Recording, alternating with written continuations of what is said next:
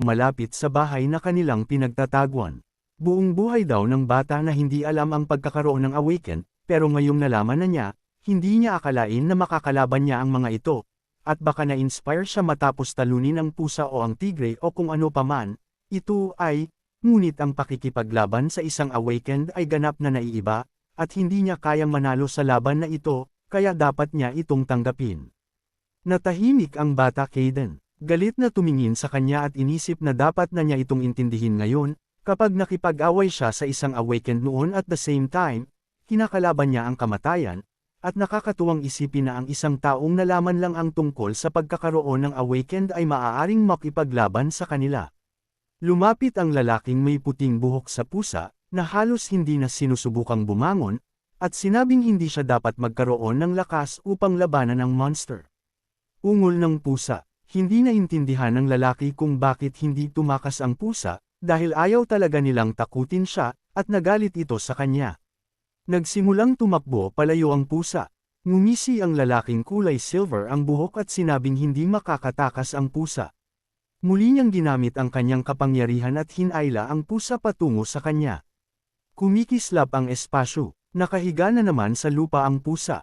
Nahulog siya sa pagod. Sinabi ng lalaking may pilak na buhok na mas mataas ang mga inaasahan para sa ipinakitang eksperimento, ngunit ang pinakamahalagang bagay ay ang resulta ay isang tagumpay. Kaya oras na upang kolektahin ang sample. Hindi naintindihan ni Jiwo kung paano matrato ng lalaking ito ang pusa. Sinabi niya kay Caden na susubukan niyang iligtas ito gamit ang sarili niyang lakas, na ikinagalit ni Caden na hindi siya pinakinggan ng bata. Ibinaba ng batang lalaki ang kanyang takip sa kanyang mukha at sinabing hindi niya sinusubukang labanan siya, dahil ililigtas lamang niya ang pusa, kung saan ang Red Cat ay sumagot na maaaring mabilis ang bata, ngunit ang lalaking iyon ay nagulat, at hindi maihahambing ang kanilang mga pananaw sa mga pangkaraniwang tao.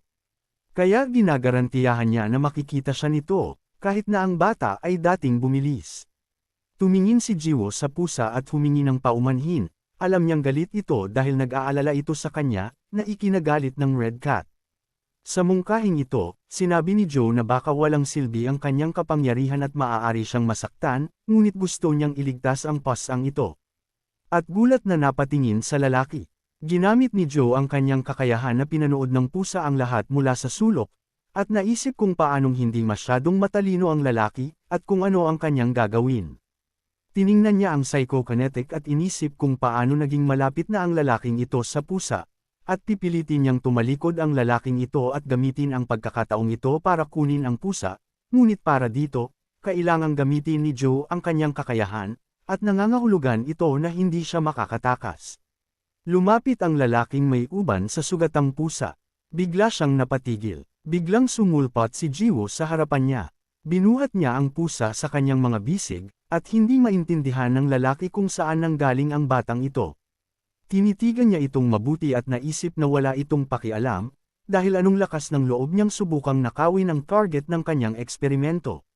Sinubukan din ng lalaking may puting buhok na tingnang mabuti ang bata.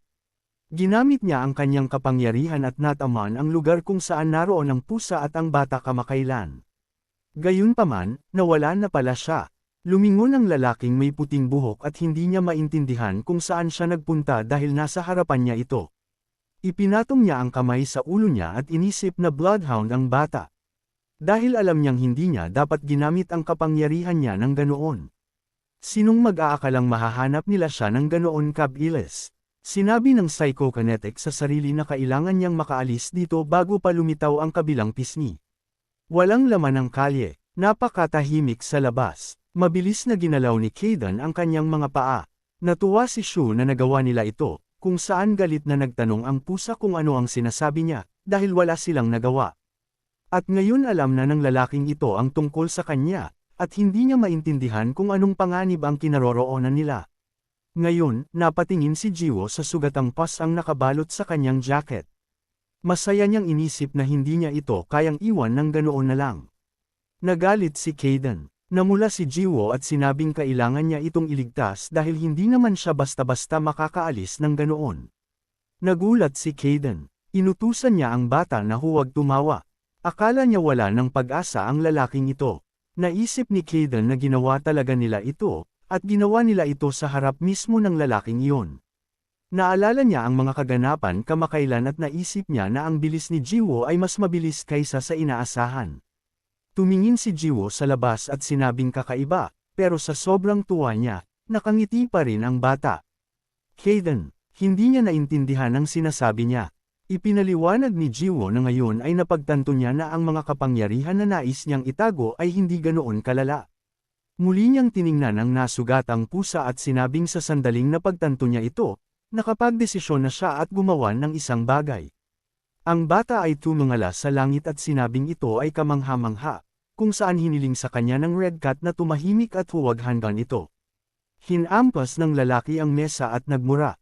Sumandal siya sa mesa at hindi makapaniwala na ninakaw ng ganoon ang test subject niya dahil importanteng specimen iyon.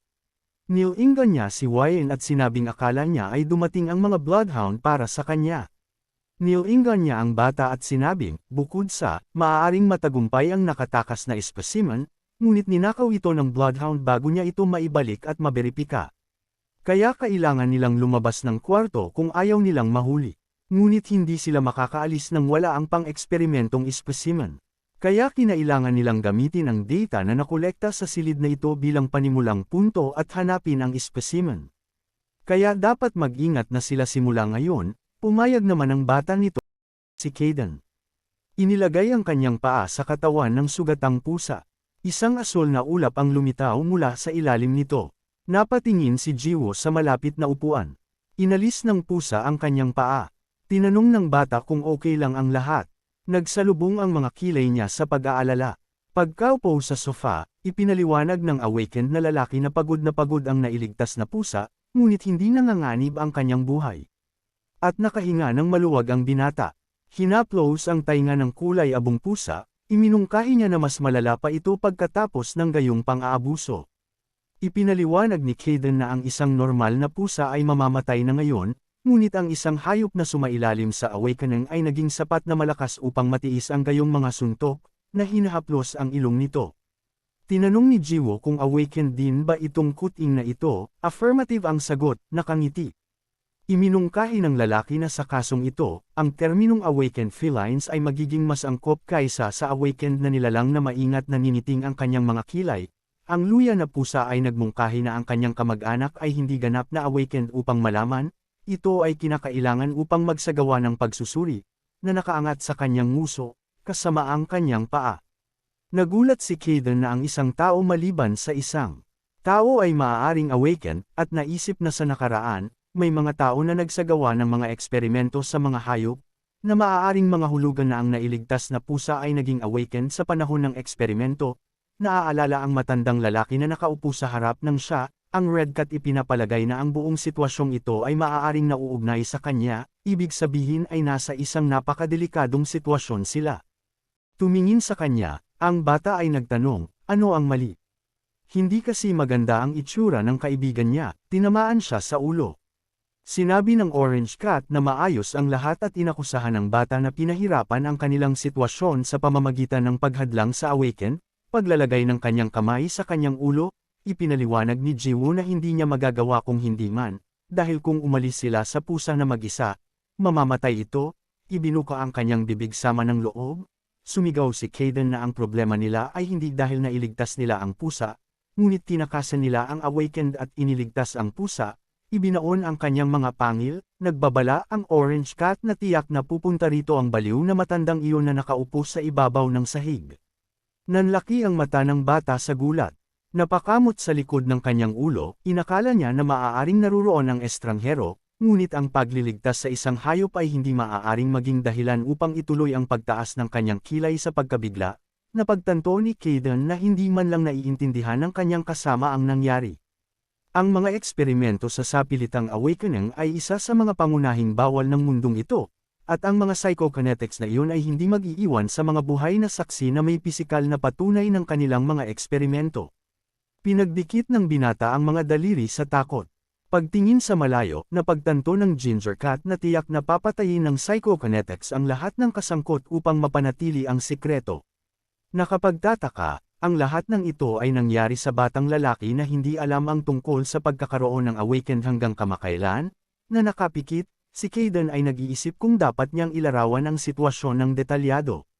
Tumangala, nagpasya siyang hindi niya dapat gawin ito at dapat na patuloy na isipin ang batang lalaki bilang isang ordinaryong tao, bukod sa ang sitwasyon ay hindi magbabago sa anumang paraan mula sa kanyang kwento, ang mga bayani ay tumingin sa iba't ibang direksyon upang maiwasan ang pakikipag-ugnay sa mata. Tumingin si Jiwoo sa kaibigan at humingi ng paumanhin sa pagiging masyadong self-willed at sa katotohanang masama ang loob ng pusa. Bumangon sa kanyang likurang mga binti, tinanong ng awakened kung talagang iniisip ng bata na nag-aalala siya sa pagturo ng kanyang daliri sa harap. Sinabi ni Kayden na siya ay nasa ganoong estado dahil kailangan niyang lutisin ang mga problema ng ibang tao, at hindi dahil nag-aalala siya sa buhay ng isang tao. Ang Ginger Cat ay nagtanong kung ang lahat ay malinaw na ngayon, ang bata ay umayos at sumagot ng sumasang-ayon, na nahulog sa sopa, ang awakened ay humiling sa kanya na mag-ingat, dahil ang kanyang mga aksyon ang nagpabalik sa psychokinetic na kaaway na tiyak na babalik, kung ano ang ninakaw. Umiwas ng tingin ng bata at napakamot sa pisngi. Nagulat si Kayden sa mabilis niyang pag-relax. Nag-vibrate ang phone na nakapatong sa mesa, kinuha ito sa kanyang mga kamay. Nagulat si Jiwoo na alas 7 na ng umaga, pinapanood ang kanyang kaibigan na nagbibihis. Tinanong ng Ginger Cat kung saan siya pupunta. Sumagot ang bata na kailangan niyang pumasok sa paaralan. Nang marinig ito, nanlaki ang mga mata ng awakened sa gulat, nagbuhos ng pagkain sa isang mangkok, napagtanto ng binata na hindi siya nakatulog buong gabi upang tulungan ang nasugatan na hayop, kinuha ang backpack sa kanyang mga kamay, sinabi ng bata na may naiwan siyang pagkain para sa mga pusa at hiniling sa kanila na huwag kalimutan ang tungkol sa pagkain. Tumigil sandali si Jiwoo. Gulat na sinulyapan siya ni Kayden, lumingon sa likod, tinanong ng bata kung ano ang gagawin kung nagising ang pusa sa kanyang pagkawala at nabaliw na pinagmamasdan ng kapwa pusa, ang Ginger Cat, na nangako na aalagaan siya at sinabing ang kanyang kaibigan ay makakaalis ng mapayapa. Ang Grey Cat ay nakahiga sa sopa. Wala siyang sapat na lakas upang magkamalay, at sa kanilang unang pagkikita, siya ay mas mahina, nakangisi. Ang awakened one ay nagtanong kung ang kanyang kaibigan ay hindi kumpiyansa sa kanyang tagumpay, pumalakpak ang kanyang mga kamay, ipinahayag ng binata na ang kanyang kaibigan ay napaka-cool, nakangiting kontento. Ipinagyayabang ni Kayden ang kanyang lakas at kung gaano karaming tao ang nakakaalam tungkol dito. Idinagdag niya na hindi niya kakausapin ang isang tao tulad ng isang schoolboy. Ipinaalala ng bata na ngayon ay isang matabang pusa na lamang ang kanyang kaibigan. Inutusan siya ng Orange Cat na isara ang kanyang unang pagtayo, nagtago sa likod ng pinto, inihayag ni Jiwoo ang kanyang pag-alis. Tumalikod ang awakened. Sumilip ang bata sa likod ng pinto at tinawag siya. Ang binata ay nagtanong kung ang pusa ay naririto kapag siya ay bumalik mula sa paaralan, ganap na nagpapakita ng kanyang sarili mula sa likod ng pinto. Hiniling ng bata ang kanyang kaibigan na manatili dito at magpahinga hanggang sa ang kanyang lakas ay ganap na maibalik. Paglabas ng pinto, hiniling sa kanya ng schoolboy na mangako na mananatili siyang maririnig ang pag-click ng pinto. Nanlaki ang mga mata, naiwan siyang mag-isa sa apartment. Paglapit sa isang bintana, napagdesisyonan ng Ginger Cat na hindi niya maaaring tanggihan ang bata at dito na lang talaga siya magtagal. Kitang-kita sa salamin ang kanyang refleksyon. Tinitigan siya ng awakened one na may disgusto, nakakarinig ng mga kakaibang tunog. Tumingin siya sa paligid. Ang mga dismayadong pusa ay lumabas mula sa likod ng pinto. Nilibot nila ang isang kamag-anak na hindi pa nila nakita. Tinanong ni Kayden kung ano ang nangyayari nang magsimulang kuskusin siya ng pusa. Lumapit ang itim at puting pusa sa Toro. Nagtanong ang awakened one, bakit nila ninakaw ang kanyang pagkain. Inamoy ng pusa ang pagkain. Bigla siyang kinilig. Ang mga pusa ay tumingin sa paligid sa takot. Isang galit na si Kayden ang nakaupo sa harapan nila, galit na galit. Inutusan ng Ginger Cat ang iba na umalis dito. Nagsiksikan at nanginginig ang mga pusa. Ang pupil ng awakened ay pumikit ng husto, nakatingin sa malayo. Natahimik siya sa kanyang mga alaala. Bumaba si Jiwoo at sinabi sa kanya kung paano niya natagpuan ang Inju Orange Cat, na napagtanto na ito ang kanyang mga tagapagligtas. Tumalikod si Kayden, nakahiga sa sahig. Ang Ginger Cat ay nagbitiw sa kanyang sarili sa katotohanan na ang iba ay makakain din ng kanyang pagkain.